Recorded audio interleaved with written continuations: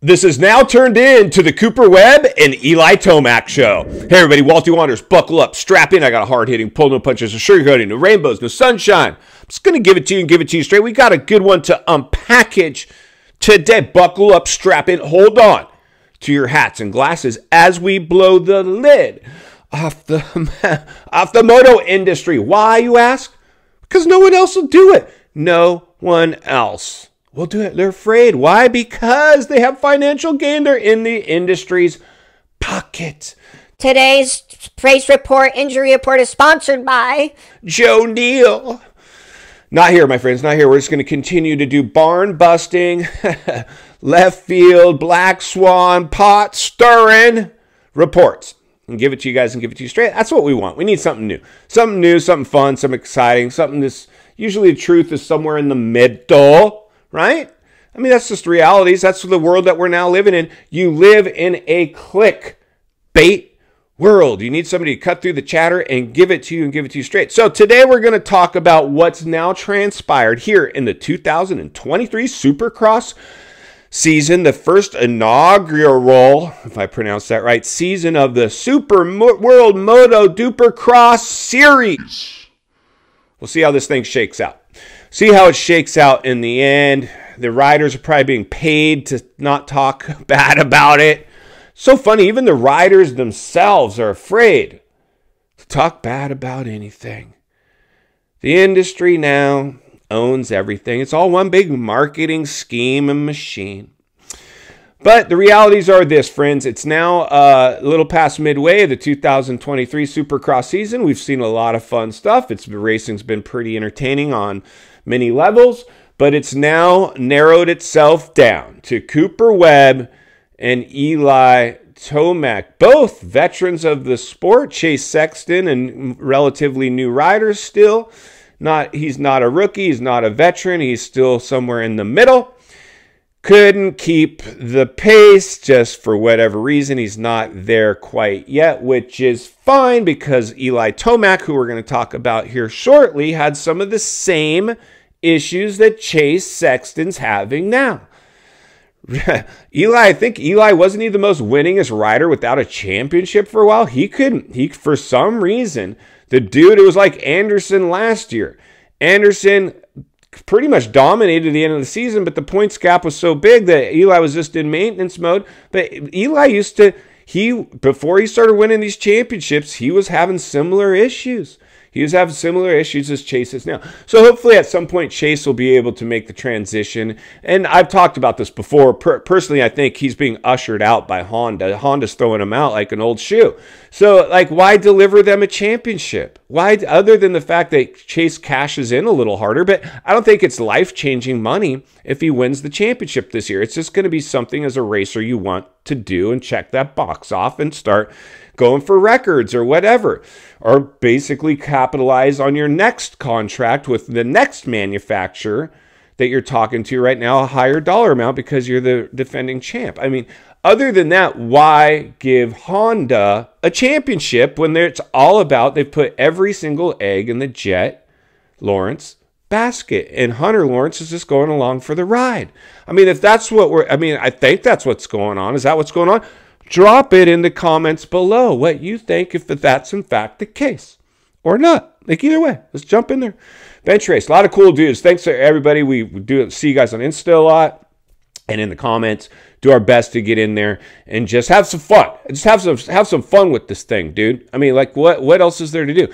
The industry's so serious now. So serious. Like, everything's so serious now. I don't know. It is what it is. But the realities are, this is now the Eli and Cooper Webb show. Cooper Webb, apparently, from what we've heard with him, he's probably his last year on KTM. And, you know, he's in a title fight. I don't think Cooper Webb, in fact, proof positive in terms of Chase, like, don't feel bad about not delivering the championship for Honda. I don't know if, you know, Cooper necessarily minds if he wants to win. His job's to win. He can win. Why not go win And again, it's only going to, wherever you go next year, if you decide not to retire. I would be surprised if Cooper Webb wins this year and his contract's up, and there's, pretty much decided to part ways with KTM, like it's severed the relationship to the point where there's no point in sticking around. He might just retire, but it's hard to pass up on a payday. Just like, I don't know, Tom Brady. He knew he wasn't going to win another championship. He's like, yeah, they're giving me a huge payday. May as well go for one more big payday. And as long as everybody's got their number. But now it's just basically Eli and Cooper Webb neck to neck, bar to bar, to see if they can keep it, take it down to the last round and see if we can make it. That's just what's up. It's now Cooper. Everybody else, this is always what happens typically in a race season, is it just comes down to two guys or one guy runs away with it. And that's just the way it is. So we finally got to that point. I don't know. It might be, for me, I don't know how much fun. It's really going to be watching the other stories on the track. Yeah, the top story will be Eli, Cooper. Hopefully they get in some nice exchanges, great battles, clean racing. Hopefully we can see some others step up this year. Maybe Anderson finally gets a win. It would be nice to see some drama unfold. Not make it just too easy on these guys that they have to contend with the ever-changing atmosphere of professional supercross and everything that goes along with that. But the realities are, it's now completely Eli Tomac and Cooper Webb. Chase is out of it. Kenny's out of it. Anderson's out of it. Mookie, everybody that we thought in the we'll do it again next year. The championship title hopefuls. We'll have like 10 of them that can win. Any of these guys can win. They can win. Hopefully we see some of these guys sneak in and get some wins and get in between some riders.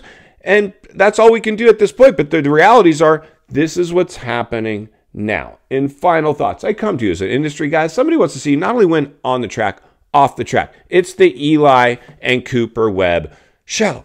Buckle up and strap in. That's what we get. That's what the 2023 season is now. What do you guys think? I'm pumped. I'm still going to watch. We've talked about, I'm a little concerned for the sport, the health and the fitness of the sport. Like I said, when you can't get a network to pick you up and you're now streaming your stuff on paid platforms, that's not the sign of a series that's doing well. If your series is doing well, you're not selling it to streaming platforms. You're on Fox Sports 1, you're on ESPN, ESPN 2, Fox Sports 2. Get me on a major network.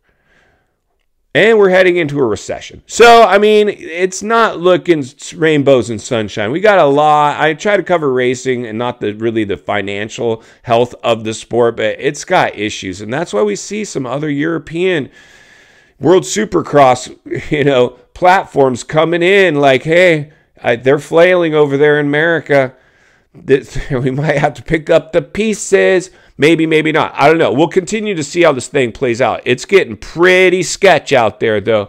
I'm going to be here to blow the lid off it every step of the way. Because it's not only what we need, it's in fact what we deserve. If you appreciate the content, I want to humbly ask you to give the video a like, subscribe to the channel, leave a comment below. I'd love to hear from you. Social media link in the description of this video if you'd like to contact me there. And if you enjoyed this video, I know you're going to love the next video. As always, thank you for your time. Don't go over the bars today. I'll see you on the next video.